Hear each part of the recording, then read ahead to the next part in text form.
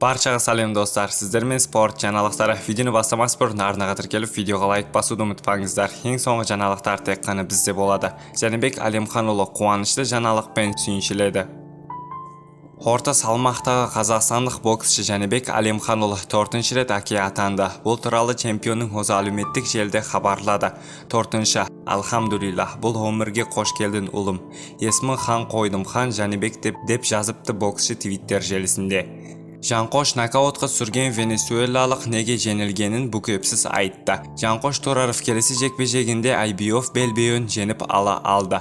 Тілшісінің берген сұхбатында қазақстандықтың кейінгі қарсыласы Энрике Луис осындай пікір білдірді. Алдымен екі құлатты. Жанқош титулды айқаста сес көрсеткен қарсыласын нокаутқа түсірді. Бұл үлкен айқас болды. Мен өзімді жақсы сезініп көрсетіп жаттым. Алайда жекпе-жек арасында қарсылас шабуылын үндетті түсті.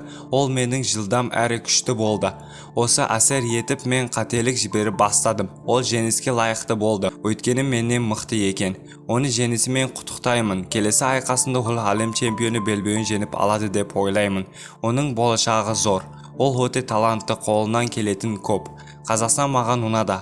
Адамдары тамаша, қалада әдемі. Тағы бір келуге қуанышты боламын, дейді Луис. Сіздермен спорт жаңалықтары болды. Арнаға тіркеліп видеоға лайк басуды ұмытпаңыздар.